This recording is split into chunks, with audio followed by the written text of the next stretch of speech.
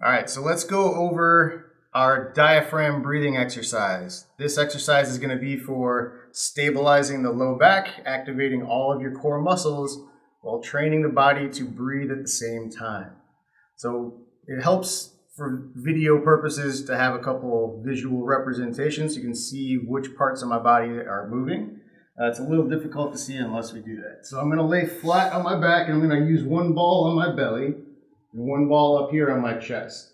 Now, when you're doing this, I want you to rest your hands in these positions so you can kind of feel what's moving and what's not.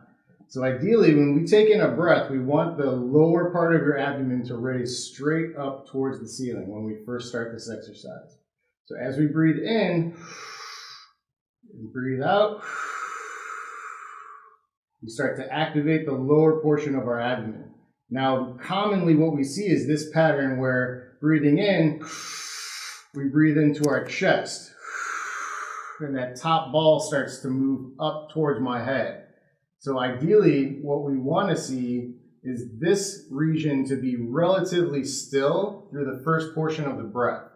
So what I'm going to do is actually take my ribs and kind of press them down into the floor a little bit to keep my ribs stable, and then I'm going to pull that breath deep into my belly. And then I breathe out. So ideally, you're going to repeat this exercise for 20 breaths twice a day.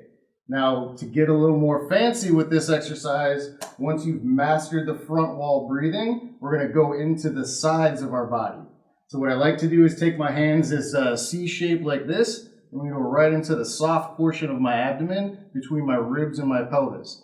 So I'm going to press in just a little bit, and then as I breathe and out, I want to try to press my hands outward with my stomach muscles. So I breathe in, push my hands outward, and as I breathe out, I'm slowly drawing my abdomen in towards my spine. So breathe in, expand the abdomen out. As I breathe out, pull my belly button in towards my spine, nice and tight. Now the next step, if you want to make it even more difficult, if you've mastered those two, we'll go into back wall breathing. So for this one, I'm just going to use my thumbs right into my lower back. And as I breathe, I'm going to try to press my back into the floor so that I'm activating the back wall of my abdomen.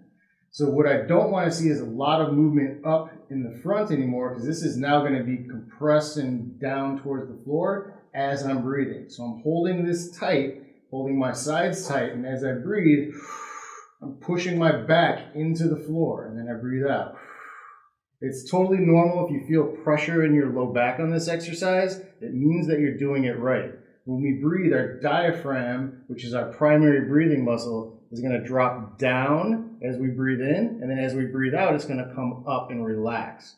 So that's a totally normal thing for you to start to feel pressure, especially on the inhale, because we're increasing pressure in the low back, and as we breathe out, we're decreasing pressure in the spine. So what we're doing is creating this, it's like an accordion type of movement in the spine, which actually hydrates the discs and creates more stability by activating those muscles of our core. So again, you're going to do this exercise twice a day for 20 breaths. It shouldn't take more than a couple minutes to complete that exercise, but do your best. It's not easy. You're going to be like, what the heck am I doing? I cannot breathe into my stomach. Keep practicing it. It will come as you practice.